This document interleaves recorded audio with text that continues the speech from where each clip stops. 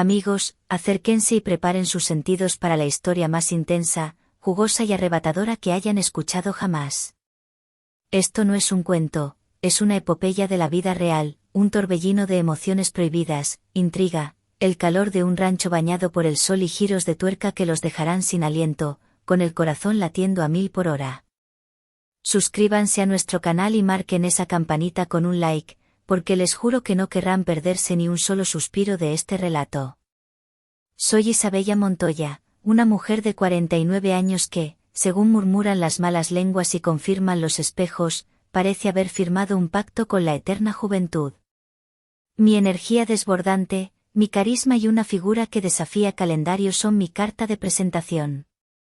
Mis curvas, generosas y firmes, mi cintura, aún estrecha, y mis caderas, redondeadas y poderosas, son imanes de miradas indiscretas allá donde voy. Mi melena, de un negro azabache salpicado por hilos de plata que se niegan a ocultarse, cae en ondas salvajes sobre mis hombros, siempre con un aire de elegancia descuidada.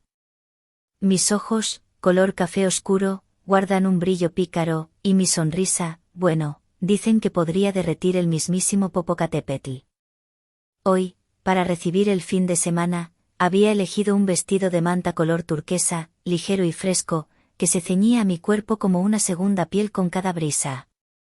Tenía un bordado floral artesanal en el escote, discreto pero que invitaba a la imaginación, y caía libre hasta justo por encima de mis rodillas. Mis pies, bronceados y cuidados, calzaban unos huaraches de cuero trenzado que dejaban al descubierto mis tobillos y hacían un suave y rítmico chasquido contra el suelo de baldosas. Unos largos aretes de plata martillada colgaban de mis orejas, danzando y tintineando con cada movimiento de mi cabeza. Siempre he sentido una conexión especial, casi eléctrica, con Mateo, el esposo de mi hija Valentina. No sé si es por su risa franca que le arruga las esquinas de los ojos, por sus manos grandes y fuertes, expertas en arreglarlo todo, o por esa mirada profunda que parece buscar algo más allá de lo evidente. Intenté con todas mis fuerzas ignorar esa chispa, ahogarla en el amor inmenso que siento por Valentina, mi única hija, mi mundo entero. Pero en el fondo de mi alma, sabía que entre Mateo y yo existía algo distinto, algo magnético e inconfesable. Todo estalló una noche de viernes en nuestro pequeño pero acogedor departamento en el corazón de Coyoacán. Yo estaba acurrucada en el sofá, envuelta en un sarape de lana de colores vibrantes, navegando sin rumbo por mi celular. Redes sociales, noticias, vídeos de ajolotes, lo de siempre. Valentina, mientras tanto, estaba en la cocina, haciendo un estruendo con las cacerolas mientras despotricaba contra su jefa, una tirana que la había sepultado en trabajo. Nuestra vida en común, la de ellos tres, se había vuelto una melodía monótona y predecible.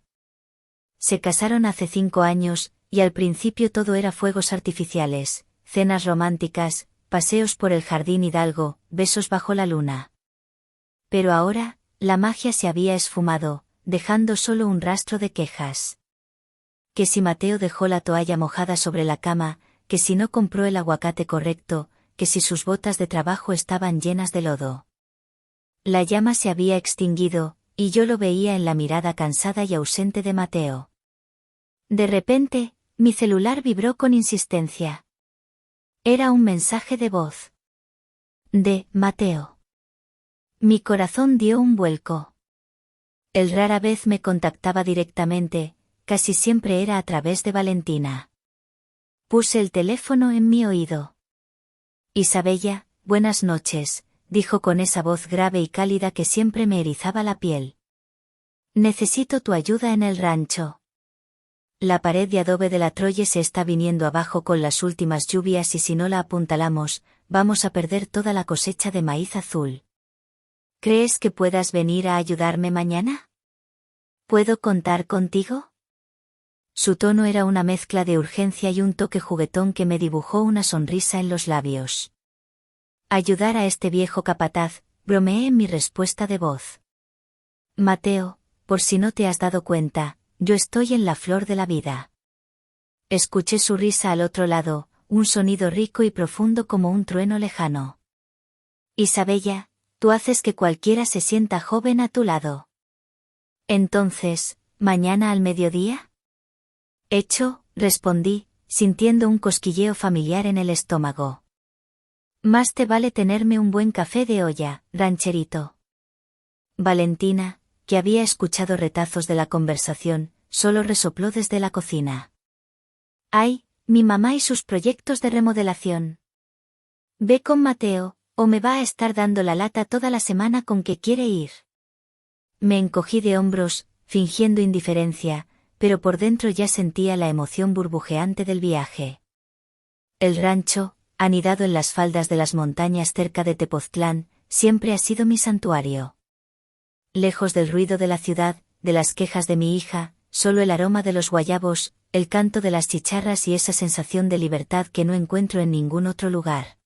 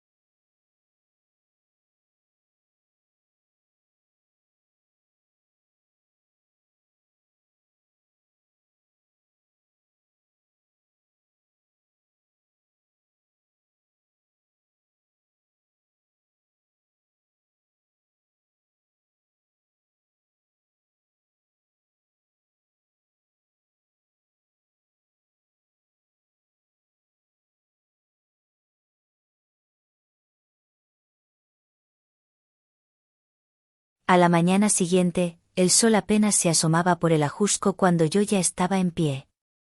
Me moví por el departamento en silencio, como una gata, mientras Valentina roncaba suavemente en su habitación, ajena a todo. Fui a mi armario, un universo de colores y texturas, y descarté mis vestidos habituales. Hoy el día pedía otra cosa, una armadura para la batalla que se avecinaba. Elegí unos viejos pantalones de mezclilla que se ajustaban a mis caderas y muslos con la familiaridad de un amante, abrazando cada curva sin apretar. Eran cómodos, rotos en una rodilla, testigos de 1000 jardines y reparaciones. En la parte de arriba, me puse una sencilla blusa de algodón blanco sin mangas, de cuello redondo, que dejaba mis brazos bronceados al descubierto. Recogí mi larga cabellera en una trenza gruesa y desordenada que caía pesada sobre mi hombro. Y para el trabajo, mis botas de cuero, robustas y manchadas de tierra, esas mismas que Mateo siempre mencionaba con una sonrisa burlona. Un toque de labial color canela, mis aretes de plata de siempre y estaba lista. En la cochera, desempolvé mi vieja caja de herramientas, un martillo con el mango suavizado por el uso, clavos, un serrucho y algunas espátulas. Lo metí todo en la cajuela de mi camioneta, una Ford Ranger roja, vieja pero fiel, mi cómplice de escapadas. Dejé una nota para Valentina en la cocina, fui al rancho con Mateo. La Troye se cae. Vuelvo en la noche. Te dejé chilaquiles en el refri. Sabía que probablemente no leería la nota hasta después del mediodía. Su mundo de los sábados era su cama, su laptop y un maratón de series. El viaje fue un bálsamo. Dejar atrás el monstruo de asfalto y ver cómo el paisaje se transformaba en campos verdes de nopal y maguey fue como purgar el alma. El cielo era de un azul intenso, casi hiriente, y los volcanes, el Popo y el Iztaccíhuatl, se erguían a lo lejos como dos amantes eternos y nevados. El aire que entraba por mi ventanilla olía a libertad. A medio camino, en un puesto al borde de la carretera de Tres Marías, me detuve. Una señora de trenzas grises y manos arrugadas vendía maravillas. No pude resistirme. Compré un trozo grande de cecina fresca, un queso de aro y una docena de tortillas de maíz azul, recién hechas en el comal. Imaginé la cara de Mateo. Él, un hombre de apetito voraz y gustos sencillos, apreciaría ese festín improvisado más que cualquier cena en un restaurante de lujo. Una hora después, tomé el desvío de terracería que llevaba al rancho. Mi camioneta levantaba una nube de polvo rojo mientras avanzaba entre los árboles de guayabo y los flamboyanes en flor. La propiedad era humilde pero llena de encanto, la casita de adobe pintada de blanco y tejas rojas, el jardín exuberante de bugambilias fucsias y un pequeño huerto. Estacioné junto a la cerca de madera y apagué el motor. El silencio me envolvió, roto solo por el canto de un cenzontle y el zumbido de las abejas. Mateo ya estaba allí, en el porche, afilando la hoja de un machete. Llevaba una camiseta sin mangas, originalmente blanca pero ahora manchada de tierra y sudor, que se pegaba a su torso musculoso. Sus brazos, fuertes y veteados de venas, brillaban bajo el sol de la mañana. Cuando me vio, dejó el machete a un lado y una sonrisa genuina, de esas que casi nunca le veía en la ciudad, iluminó su rostro. Isabella. Siempre puntual, dijo, acercándose con esa caminata segura y pausada de hombre de campo. Y siempre preparada para la guerra, por lo que veo, añadió, mirando mis botas con diversión. Traje provisiones para los soldados, respondí, mostrándole la bolsa con la comida. Sus ojos brillaron. Sabía que podía contar contigo. Ven, te sirvo un café antes de empezar. Después de un café de olla fuerte y dulce, que bebimos en el porche mientras conversábamos de nimiedades, fuimos a la Troye. El desastre era peor de lo que imaginaba. Una sección entera de la pared de adobe se había desmoronado, dejando un boquete por el que se asomaban los costales de maíz. El aire olía a tierra húmeda y a moho. Madre mía, Mateo. Si no arreglamos esto, adiós a las tortillas de maíz azul para todo el año, dije, poniendo las manos en mis caderas, un gesto que hizo que la mezclilla se tensara aún más. Noté cómo su mirada bajó por un instante antes de volver a mis ojos, un sonrojo casi imperceptible en sus mejillas. Tranquila, jefa. Entre los dos, la dejamos como nueva, respondió, y se arremangó la camiseta inexistente, un gesto que solo sirvió para acentuar sus bíceps. Y entonces, comenzamos. El trabajo era duro, físico, primitivo. Él, con un pico, terminaba de derribar la parte inestable del muro, mientras yo, con una pala, retiraba los escombros y el lodo. El sol del mediodía caía a plomo. Pronto, el sudor empezó a perlar mi frente y a correr por mi espalda, empapando el algodón de mi blusa y pegándolo a mi piel. Cada movimiento de Mateo era una demostración de fuerza contenida. Sus músculos se tensaban con cada golpe del pico, el sudor trazaba surcos en su piel cubierta de polvo. Yo no me quedaba atrás, moviendo la tierra con un ritmo constante, sintiendo el esfuerzo en mis propios músculos. El único sonido era el de nuestras herramientas contra la tierra y nuestras respiraciones acompasadas. A veces, nuestras manos se rozaban al pasarnos una herramienta, una descarga eléctrica breve e intensa que ambos sentíamos, aunque ninguno decía nada. Lo veía en la forma en que apretaba la mandíbula, en cómo desviaba la mirada. ¿Qué pasa, Mateo? ¿Ya te cansaste?, bromeé para romper la tensión, secándome la frente con el dorso de mi antebrazo. Él soltó una risa ahogada. Es que, eres un torbellino, Isabella. Contigo, el trabajo parece otra cosa. En un momento, mientras yo sostenía una viga de madera pesada para que él pudiera calzarla, mi pie resbaló en el lodo. Grité, perdiendo el equilibrio. En un segundo, Mateo soltó todo, se giró y me atrapó, rodeando mi cintura con su brazo fuerte. Caí contra su pecho duro y sudoroso. El mundo se detuvo en ese instante. El corazón me martilleaba en el pecho, un tambor salvaje contra mis costillas. Podía contar las gotas de sudor que resbalaban por su sien, ver el remolino de emociones en el fondo de sus ojos oscuros. Su mano, grande y áspera, era un ancla de fuego en mi cintura. El olor a tierra mojada y a su piel masculina me envolvió, embriagándome. Duró una eternidad y un segundo. Fui yo quien rompió el hechizo. Poniendo una mano sobre su pecho firme, lo empujé suavemente, con una fuerza que no sentía. Cuidado, vaquero, susurré, mi voz un poco temblorosa, no querrás que tu suegra se lesione bajo tu supervisión. Mateo parpadeó, como si despertara de un trance.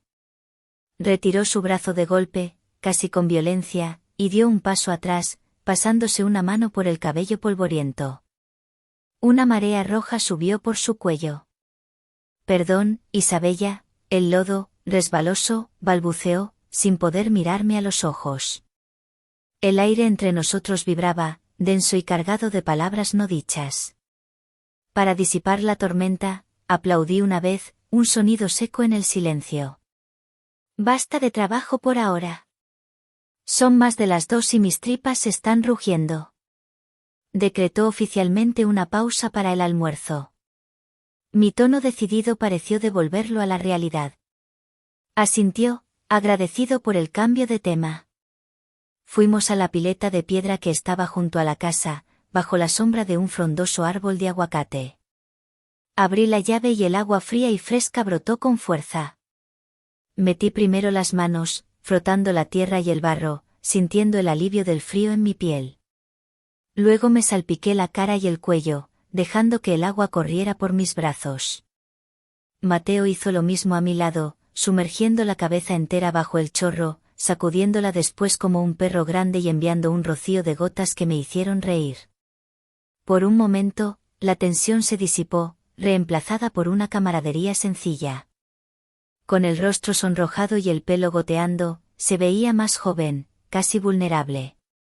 Extendí un viejo mantel de cuadros sobre el césped, a la sombra de un majestuoso pirul cuyas ramas colgaban como una cortina verde. Me quité las pesadas botas y los calcetines, y enterré los pies descalzos en la hierba fresca y ligeramente húmeda. Fue un placer casi pecaminoso.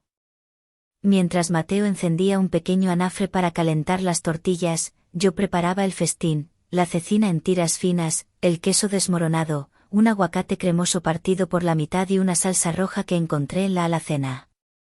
El aroma de la carne asándose y el maíz caliente llenó el aire. Nos sentamos en el suelo, uno frente al otro, y comimos en un silencio cómodo. Hacíamos tacos con las manos, devorándolos con el hambre que solo el trabajo físico puede provocar. Él comía con un apetito honesto y voraz que me fascinaba. Hacía años que no comía algo tan bueno, dijo con la boca llena, con una sinceridad que me llegó al alma. ¿Valentina no te cocina?, pregunté, y al instante me arrepentí. El tema era un campo minado. Él se encogió de hombros, mirando a la distancia. Valen, ella tiene mucho trabajo. Y no le gusta el olor a comida en el departamento. Pide todo por aplicación. Hubo una nota de tristeza en su voz que me oprimió el corazón. Este lugar es mágico, ¿verdad?, dije, cambiando de rumbo. Mi padre construyó esta casa con sus propias manos. Decía que aquí la tierra habla, que solo hay que saber escucharla. Mateo asintió, masticando lentamente.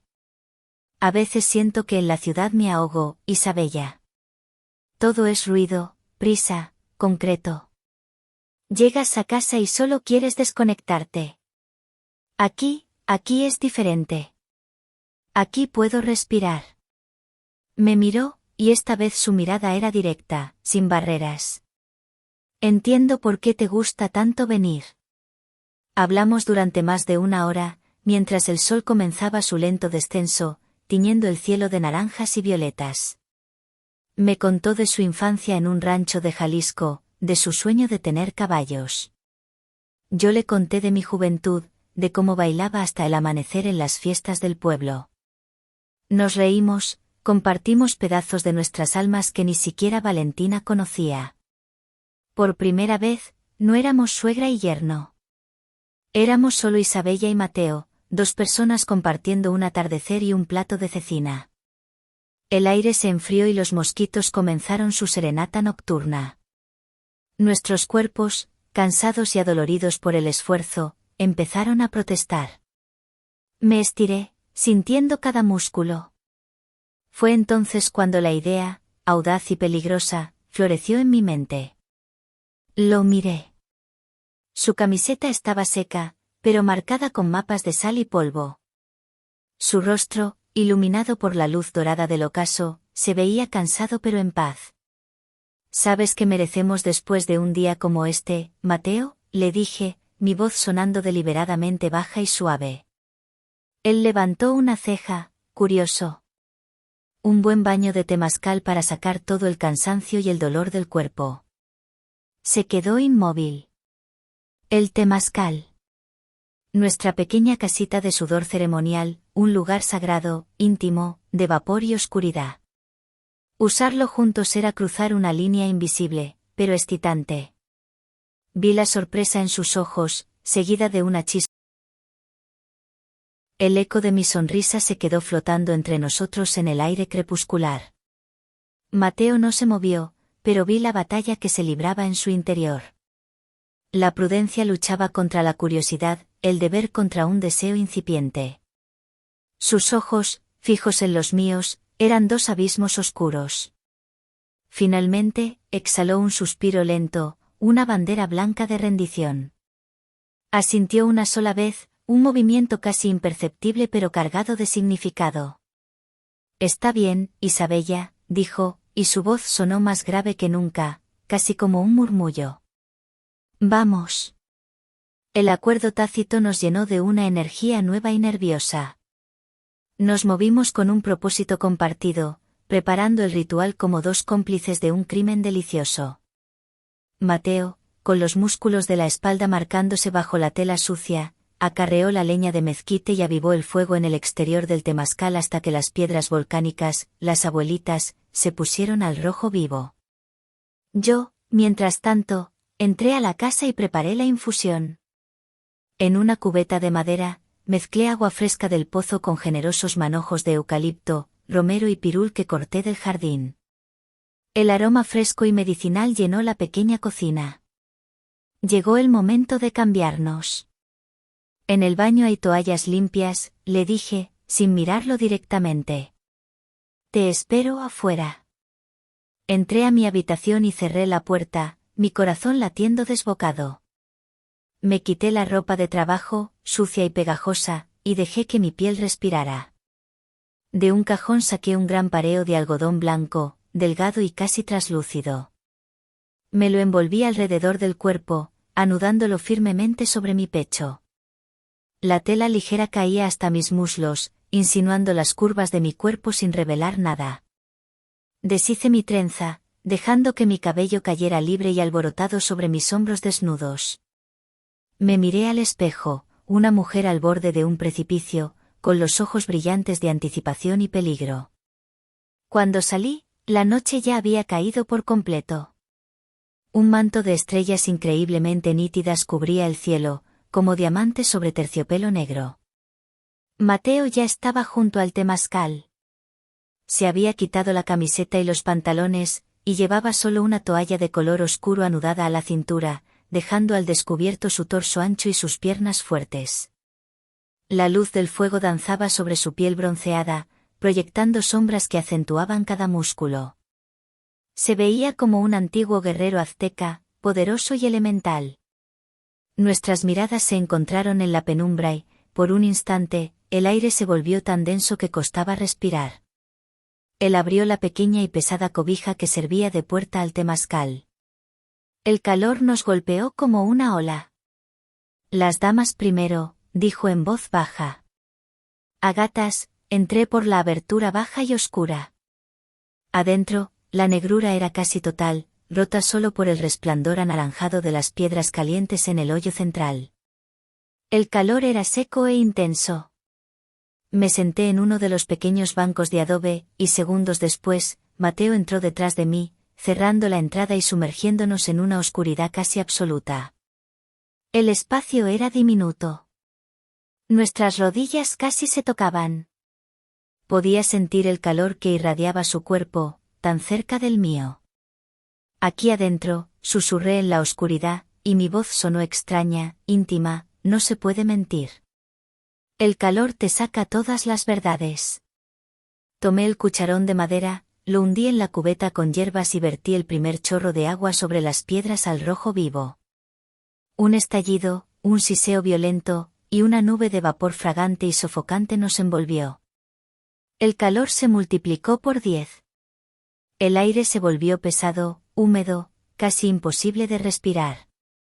El sudor brotó instantáneamente de cada poro de mi piel.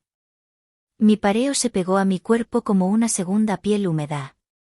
A veces, ya no sé cuáles son mis verdades, confesó Mateo, su voz ahogada por el vapor. En la ciudad, actúas todo el tiempo. El buen empleado, el buen esposo. El buen yerno. Aquí, no sé quién soy. Vertí más agua. El vapor se hizo más denso. Hablamos. O más bien, susurramos confesiones en la oscuridad protectora. Me habló de su soledad, de sentirse un extraño en su propia vida. Yo le hablé de la mía, del silencio que dejó mi esposo al morir, un silencio que a veces era tan ruidoso que no me dejaba dormir. No había juicio, solo dos almas desnudándose en la oscuridad caliente. Cada palabra era una gota de sudor, una verdad que se evaporaba en el aire. El roce accidental de su mano contra la mía al alcanzar el cucharón fue como una quemadura. La tensión era insoportable, una cuerda de violín a punto de romperse. El vapor, el sudor, los secretos, todo se mezclaba en un cóctel primitivo y abrumador. El calor llegó a un punto casi intolerable. Mi respiración era agitada, mi cabeza daba vueltas. Isabella, el pánico es un animal frío que te muerde las entrañas. En un segundo, todo el calor del temazcal se evaporó, reemplazado por un terror helado. Mi primer instinto fue cubrirme, un gesto inútil y ridículo. El pareo mojado se pegaba a mi cuerpo, revelando más de lo que ocultaba. Mateo se quedó paralizado, una estatua de músculos tensos bajo la luz de la luna, con la toalla como única defensa contra el desastre inminente. El coche, un sedán blanco que reconocí al instante, frenó bruscamente, levantando una nube de polvo que pareció tragarse el sonido de los grillos. La puerta del conductor se abrió de golpe. Y de ella salió Valentina. Se quedó de pie, recortada contra la luz de sus propios faros, como una aparición vengativa. Por un momento eterno, nadie dijo nada. El silencio fue más elocuente que cualquier grito. Vi cómo su mirada recorría la escena, a su madre y a su marido, casi desnudos, humeantes en la noche, al lado de la boca oscura del temazcal. Vi cómo sus ojos, al principio confusos, se endurecían, como las piezas del rompecabezas encajaban en su mente para formar una imagen monstruosa. Su rostro se contrajo en una máscara de incredulidad, luego de dolor y, finalmente, de una ira fría y afilada.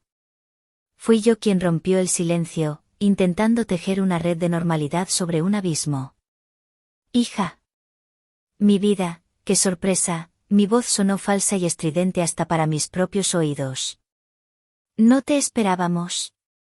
Terminamos muertos de arreglar la Troya y a tu mamá se le ocurrió la idea de un temazcal para el dolor de espalda.